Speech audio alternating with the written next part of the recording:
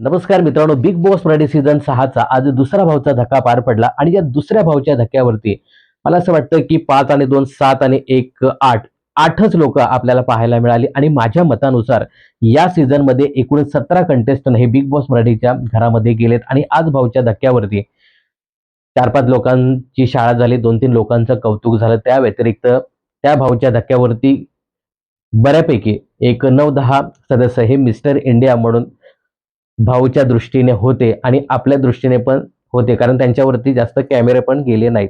मित्रांनो, खूप अपेक्षा होत्या रितेश भाऊंकडनं की अशा पद्धतीने शाळा होईल, तशा पद्धतीने शाळा होईल. पण त्या पद्धतीने तशी शाळा झाली नाही.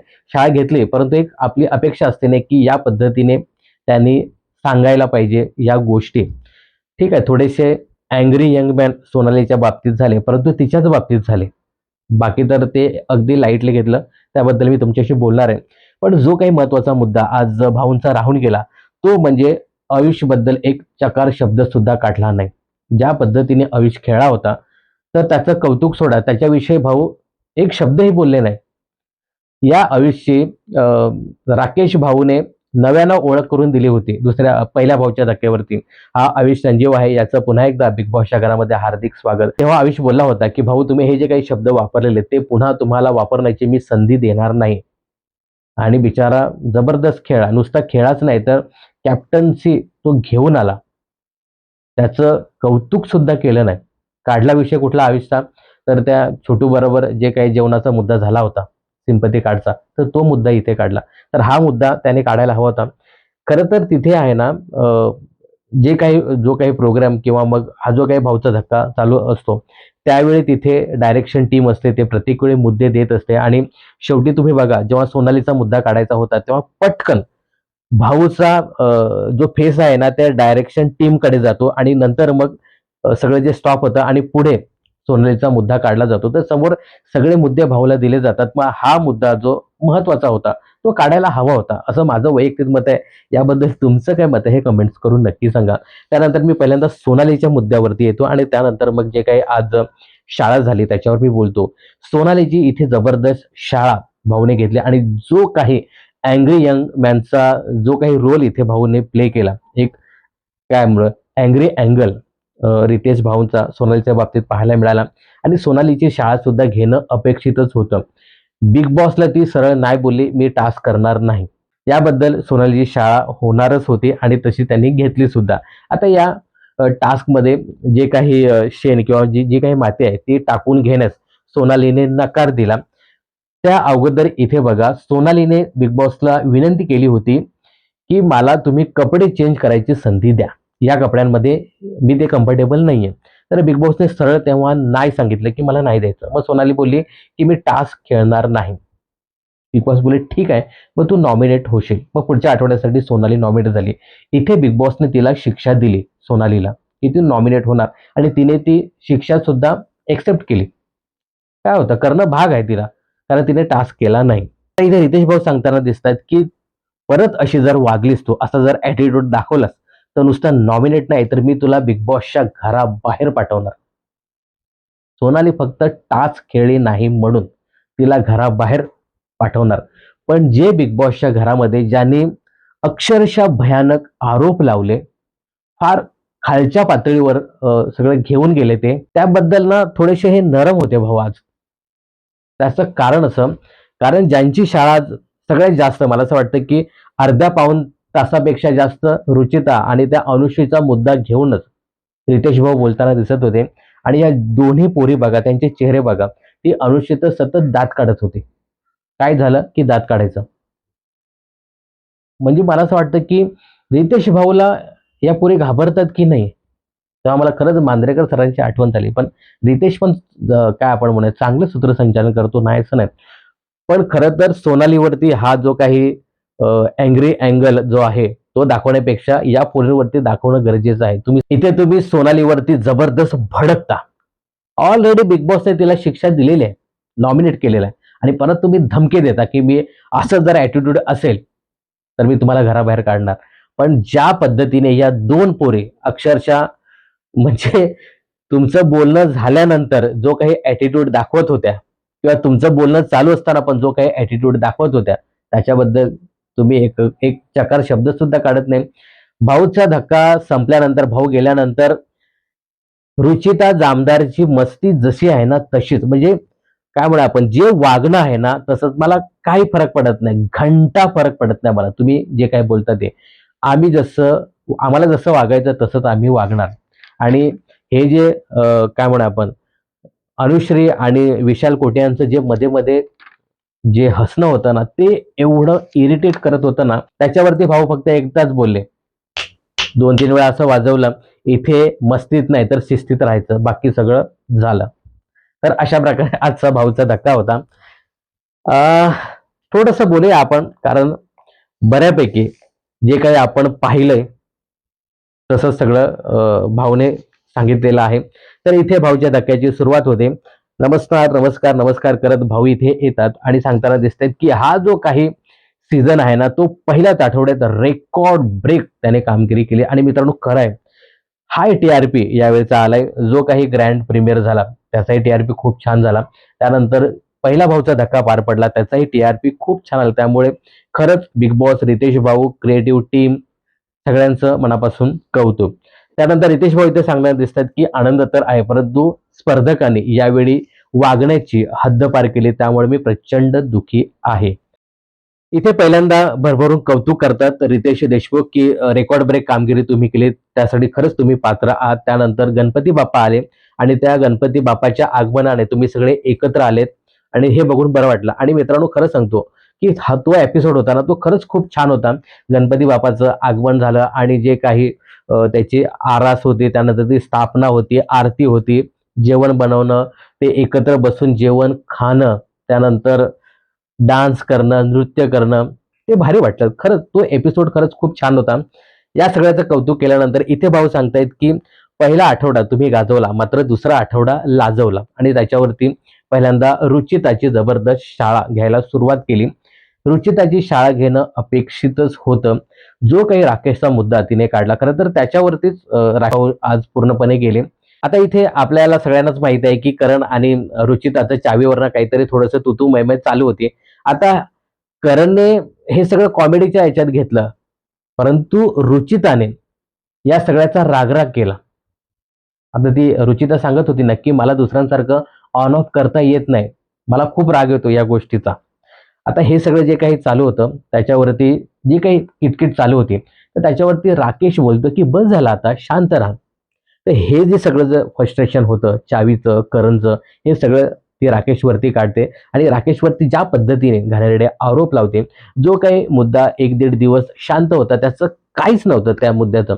मला असं वाटतं, की ती अनुश्री सुद्धा विसरून गेली होती तो मुद्दा. हे असं घडलं होतं का? असं तिला माहीत पण नव्हतं. तो मुद्दा इथे रुचिता काढते आणि खूप खालच्या थरावरती ती घेऊन जाते. इथे एक रितेश भाऊ खूप छान वाक्य बोलतात रुचितासाठी, की गेल्या आठवड्यात तुम्ही नॉईज होतात. या आठवड्यात तुम्ही के ऑफ आहेत. म्हणजे क्लेश आहात तुम्ही. जिथे क्लेश आहे तिथे रुचिता आहे. तेव्हा रितेश भाऊंचे एक छान वाक्य होते, की तुम्ही मान हलवण्याच्या लायकीचे नाही, तर तुम्ही इथे मान खाली घालवण्याच्या लायकीचे आहात. ते ते वाक्य खूप छान होतं. रुचिताने ना एक ठरवलेलं होतं, की रितेश भाऊ जर हे मला काय बोलले, कारण ती अगोदरच सांगत होती, रितेश भाऊ बोलत दे, बिग बॉस बोलत दे किंवा अख्खं घर माझ्या अगेन्स्ट त्या गोष्टीने जाऊ दे, मला काही फरक पडत नाही. आणि आज तोच ॲटिट्यूड आपल्याला इथे पाहायला मिळतो. आणि ज्या पद्धतीने रितेश भाऊ सांगत होते ना, मला काही घंटा फरक पडलेला नाही. असाच एक ॲटिट्यूड तिचा होता आणि ते प्रत्यक्षपणे दिसून येतं. कारण खूप लाईटली रितेश भाऊ हे सगळे जे काही आहे ना सांगत होते. खरं तर यांना, या पोरींना हा जो काही ॲटिट्यूड आलाय ना, तो कोणामुळे आला माहिती आहे का? विशाल कोटियान हा जो त्यांच्या टोळीचा सरदार लीडर जो आहे ना, त्याला मी शकुनी मामा असं म्हणून सांगेन. कारण या पोरी आहेत ना, एवढ्या निगेटिव्ह दिसण्याचं कारण आहे ना, त्याचं एकमेव कारण तो म्हणजे विशाल कोटियान. आणि मला खरंच, म्हणजे मी एपिसोड बघितला होता तो, पण मला एवढं काय आपण क्लिक नाही झालं, की अनुश्रीने तिथे झोपावं ही इच्छा त्या विशाल कोटियांची होती, की आपण आता इथे बसून मजा बघायची. हे तन्वीने सांगितलं. आणि तन्वी च्या बद्दल एवढ्या खालच्या लेव्हलला रुचिता जाऊन बोलली असेल, की हिला किती पोरं लागतात आणि अजून काहीतरी अपशब्द वापरला.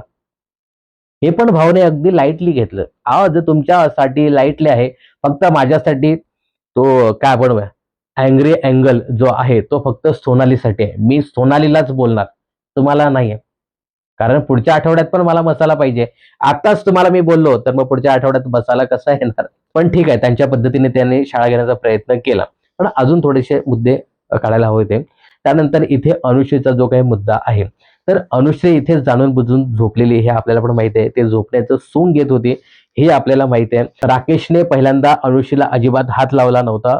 तो बाहेरच उभा होता. पहिल्यांदा तन्वीला त्याने सांगितलं, त्यानंतर राधाला त्याने सांगितलं, त्यानंतर मला असं वाटतं की दीपालीला सांगितलं की तिला उठवा, परंतु ती उठत नव्हती. बरंच बरंच काय काय बोलत होती. त्यामुळे एक भावाच्या नात्याने त्याने हात लावला आणि तिने तो खूप इश्यू मोठा केला. विशाल कोटे यांनी सांगितलं हे नंतर माहिती, म्हणजे आता मला माहिती पडतंय. मित्रांनो, विशाल आहे ना या पोरींचे नाव डुबवणार, आणि ज्या पद्धतीने तो या पोरींच्या खांद्यावरती बंदूक ठेवून हे सगळं काय करतोय ना, खरं तर विशाल हा प्लेअर म्हणून खूप छान आहे. त्यांनी चांगला गेम खेळायला पाहिजे. तो राकेश वरतीच सध्या अडकलेला आहे. राकेशच त्याचा गेम सध्या आहे. राकेश दिसला की याचा जळफळाट होतो. त्यानंतर इथे खूप छान सांगितलंय की पर्सन म्हणून राकेश तुम्हाला आवडत नाही. राकेशला या लोकांनी देव केलं हे त्याला अजिबात आवडत नाही. मित्रांनो, राकेशच्या बऱ्याच गोष्टी आहेत ना, हे विशाल कोटियानला माहिती आहेत. राकेश आणि विशाल कोटियान हे बिग बॉस 15च्या सीझनमध्ये एकत्र त्यांनी काम केले, आणि राकेश तेव्हा बोलता बोलता बोलला की याला बऱ्याचशा माझ्या पास्ट मधील गोष्टी माहिती आहेत, आणि राकेश त्यासाठी तो थोडासा विशालला विशाल बरोबर थोडासा काय आपण म्हणूया थोडासा घाबरून राहतो की हा गोष्टी काही काढतो का काय. आणि विशाल पण म्हणजे तिथपर्यंत येतो तो की याच्या या गोष्टी काढाव्यात, पण तो तिथे थांबतो. पण मला असं वाटतं की राकेश राकेश राकेश करत बसण्यापेक्षा विशालने त्याचा एक वेगळा इंडिव्हिज्युअल गेम खेळायला पाहिजे. पुरी तुझ्याकडे आता आलेल्या आहेत आणि तू त्या टोळीचा त्यांच्या ग्रुपचा लीडर आहेत, आणि तू त्या पद्धतीने पोरींना तो खेळामध्ये वापरून घेण्याचा प्रयत्न करतो. पण याने सुद्धा एक ना वेगळा गेम खेळायला पाहिजे. तो पोरींकडनंच गेम खेळून घेतो. स्वतःचा असा एक इंडिव्हिज्युअल गेम तो इथे दाखवत नाही. तर तो थोडासा त्याने दाखवला ना, तर चांगला दिसेल विशाल कोटियान. परंतु आज भाऊचा धक्का संपल्यानंतर पुन्हा ती चांडाळ चौकटी घेऊन तेच परत रटाळ बोलणं त्याने सुरू केलं. आणि मित्रांनो, एक मुद्दा खरंच इथे फार महत्वाचा होता, तो की बघा, अनुश्री आणि जे काही राकेशचं सगळं वाजलं तेव्हा अनुश्री जात होती राकेशला त्याच्याशी बोलायला की सॉरी माझ्याकडनं हे चुकून झालं, परंतु या विशाल कोटियांनी थांबवलं. आत्ताच गेलीस तर फुटेज त्याला मिळेल, तो आपल्याकडे आला पाहिजे. पोरी चांगलं करण्याचा प्रयत्न करतायत, पण हा विशाल कोटियान त्यांना अजिबात तसं काही करू देत नाही. त्या शिव्या देत आहेत, पण विशाल बोलत नाही जास्त. त्याने तेव्हा रोकायला पाहिजे की बाई हे चांगलं नाही. तो सांगतो हा अपशब्द अपशब्द, पण त्याने आहे ना ठणकावून सांगायला पाहिजे. सतत बिचिंग करत असतो समोरच्या ग्रुपची विशाल कोटियान, सतत बिचिंग आणि सतत निगेटिव्ह आहेत ना त्या पोरींच्या मनात भरत असतो. आणि ह्या ज्या पोरी आहेत ना, उथळ पाण्याला खळखळाट फार असं आहे. आणि नुसतं काही सांगितलं ना की लगेचच तलवारच काढत फिरतात. आत्ता कापू, उद्या कापू, नंतर कापू. आणि विशाल आहे ना या सगळ्यांची मजा घेतो. विशाल कोटियान हा रियालिटी शो करून आलाय. काय असतो रियालिटी शो, कशाने खायचा, हे विशाल कोटियांना चांगलं माहित आहे. आणि या पोरींचा तो मस्तपैकी वापर करून घेतो, आणि ह्या पोरी पण तशा त्याला भेटल्या. आता रितेश भाऊ इथे बोलले त्या पोरींना की तुम्ही दुसऱ्याला शिव्या घालताय, पण लोक बाहेरची तुम्हाला किती शिव्या घालतायत. या गोष्टी पण त्या पोरीने अगदी लाईटली घेतल्या. तर इथे त्या मुद्द्यावरती मी आता जास्त बोलत नाही, राखेच्या मुद्द्यावरती, कारण खूप झालं ते आणि आपल्याला सगळ्या गोष्टी माहिती आहेत. इथे जो शिव्यांचा मुद्दा आहे ना, प्राजक्ताचा एक मुद्दा इथे त्याने काढला. आईचा जो काही मुद्दा, तू आईला घेऊन आलीस का, नंतर मग बापाला घेऊन येशील, हे सांगितल्यानंतर विशाल कोटियान आणि अनुश्री माने अक्षरशः हसतात. म्हणजे एवढं सगळं होऊन सुद्धा पालथ्या घड्यावर पाणी. म्हणून मी बोललो ना की रितेश भाऊ जर जो म्हणून मी बोललो ना, रितेश भाऊने जो काही अँगर त्या सोनालीला दाखवला, तोच अँगर या लोकांना दाखवला असताना, तोच राग दाखवला असताना, तर हे सगळं झालं नसतं. इथपर्यंत या पोरी गेल्यात. म्हणजे हे सगळं फार विचित्र आहे. हे कुठेतरी थांबायला पाहिजे, नाही तर या पोरींची इमेज खरंच डाऊन होईल. मित्रांनो, इकडे राखेच्या मुद्द्यावरती या दोन्ही पोरींची जबरदस्त शाळा झाली. त्यांच्या त्यांच्या परीने जी काही शाळा घ्यायची होती ती रितेश भाऊने घेतली. माझ्या मताने अजून थोडासा रागावून थोडंसं बोलायला हवं होतं. आता या सगळ्याची सहानुभूती आहे ना राकेशला मिळाली. पण राकेशने काही गोष्टी खूप चुकीच्या केल्या आणि मी मागच्या व्हिडिओमध्ये सांगितलं होतं की या गोष्टी आहेत ना रितेश भाऊ काढतील आणि काढल्या सुद्धा. राकेशने इथे त्या अनुश्री मानेची अवकात काढली. मित्रांनो, राकेशला खूप सारी सहानुभूती या हे जे काही मॅटर झालं त्यानंतर मिळाली. राकेशवरती हॅशटॅग सुरू झाले, त्याला सपोर्ट प्रचंड प्रमाणात मिळाला. पण राकेशने अशा काही गोष्टी केल्या की त्याच्यामुळे जो काही सपोर्ट आहे तो थोडासा कमी व्हायला लागला. आणि इथे बघा, हे जे काही मेंबर्स आलेत ना, या सगळ्यांचे PR बाहेर बसलेत आणि ते त्यांचं त्यांचं जबरदस्त चालवतात. पहिल्यांदा राकेशचा तो मुद्दा चालवला, त्यानंतर राकेशने जे काही अवकात काढली तो मुद्दा अनुश्रीचे जे PR आहेत त्यांनी चालवला आणि तो मुद्दा सुद्धा खूप पुढेपर्यंत आला. मला यावेळी आहे ना मित्रांनो, जेव्हा राकेश अवकात काढतो किंवा त्या पोरींबद्दल किंवा त्या पोरीबद्दल बोलला, मला इथे गेल्या सीझनचा पॅडी दादा आठवला. पॅडी दादाची अक्षरशः अवकात, त्याचं करिअर, त्याची कॉमेडी, त्याच्या अभिनयावरती जान्हवी किल्लेकर गेले होते तेव्हा पॅडी दादा खूप शांत होता. यावेळी सगळी सहानुभूती आहे ना पॅडी दादा मिळाली. राकेश इथे ठीक आहे, खरंच म्हणजे राकेशला इथे खरंच खूप सहानुभूती मिळाली आणि तो मुद्दा खूप चुकीचा होता, पण राकेशने एका शब्दामध्ये बरचसं घालवलं. दुसरं बघा, कॅप्टन्सीचा जो काही टास्क होता त्या टास्कमध्ये राकेशला काढलं, तो सगळा राग, सगळं फ्रस्ट्रेशन तो काढताना दिसत होता आणि बिग बॉसच्या नियमांचं अक्षरशः उल्लंघन केलं. मी हे करणार, ते करणार नाही, माईक काढून झोप नसेल. तर हे आहे ना, खरंच राकेश जसा आहे किंवा राकेशची जी पर्सनॅलिटी आहे तर त्याला हे सूट होत नाही. राग रुसवे तुम्ही करा, पण एवढ्यापर्यंत. राकेश हा सुद्धा रियालिटी शो खेळून आलाय आणि कसं खेळायचं हे त्याला माहित आहे. पण हे खरंच अनपेक्षित होतं, तिला बोलणं असेल किंवा हे त्याचं वागणं असेल एवढं. म्हणजे ते बिग बॉसच्या विरोधात तो गेला, परंतु मी टास्क सुद्धा खेळणार नाही असं हे राकेश बोलताना दिसत होता. तर या गोष्टी आहेत ना राकेशने करू नये. आपण एक जेंटलमॅन म्हणून त्याला सांगतो, पण कुठेतरी या गोष्टी आहेत ना त्या दुसऱ्याच्या पथ्यावरती पडतात आणि तसंच राकेशच्या बाबतीत झालं. खूप सहानुभूती मिळाली, परंतु ह्या ज्या काही गोष्टी त्याने करून आहे ना ती सहानुभूती थोडीशी कमी केली. तर अशा प्रकारे ह्या 4-5 गोष्टींवरती इथे रितेश भाऊंची शाळा झाली. त्यानंतर दीपालीचं कौतुक केलं. दीपालीचं कौतुक का केलं, कशासाठी केलं असा प्रश्न आहे. त्यानंतर इथे आहे ना रोशन दादाचं भरभरून कौतुक केलं आणि त्याचं कौतुक करण्यासारखं होतं. रोशनने खूप छान टास्क खेळला गोण्याचा आणि त्यानंतर जे काही क्लेरिफिकेशन दिलं की मला तुम्ही का आउट केलं, तर ते खूप छान होतं. ओमकारला इथे पुन्हा एकदा त्याने आरसा दाखवला की तू काहीच कळत नाही, फक्त फिजिकल टास्क मध्ये तू दिसतोय. दुसरं अत्यंत महत्वाचं हा विषय होता की इथे बारक्याचं कौतुक केलं. बारक्याला घालवायचं नाही म्हणून कौतुक केलंय. आपल्याला ते दाखवतात की बारक्या गेम खेळतो बिग बॉसच्या घरामध्ये, हे आपल्याला दाखवतात प्रभू गेम खेळतो म्हणून.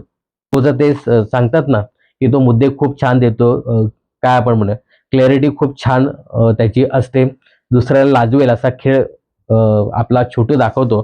तर असे काही मुद्दे त्याच्याबद्दल भाऊ बोलले आणि त्याला यावेळी बिग बॉसच्या घरामध्ये पुन्हा एकदा ठेवणार आहे. आणि मित्रांनो, या घरामध्ये शॉकिंग इव्हेक्शन झालंय हा का. आता वाजले की 12, मला जाऊ द्या ना घरे, आता वाजले की 12. तर असं शॉकिंग इव्हेक्शन झालेलं आहे. तर अशा प्रकारे आजचा दिवस होता. मगाशी सांगितल्याप्रमाणे सोनालीवरती खूप रागावले. खरं तर तो राग आहे ना या पोरींवरती दाखवायला हवा होता. त्याचं मी कारण तुम्हाला सांगितलं. रितेश भाऊ जे काही बोलले तर त्याच्या पालथ्या घड्यावर पाणी असं म्हणून या दोघींचा ऍटिट्यूड होता, म्हणून थोडंसं चांगलं वागायला पाहिजे. आणि या पोरींनी आहे ना विशाल कोटियान आपला वापर करून घेतोय हे थोडंसं लक्षात ठेवायला पाहिजे. हा जो आहे ना विशाल कोटियान, शकुनी मामा, या पोरींचा घात करणार, याबद्दल तुम्हाला काय सांगायचं. तर मित्रांनो, अशा काही लोकांचं कौतुक केलं. पण मात्र बिग बॉसच्या घरात असे काही बरेच लोक आहेत जे भाऊच्या धक्क्यावर ते मिस्टर इंडिया होते.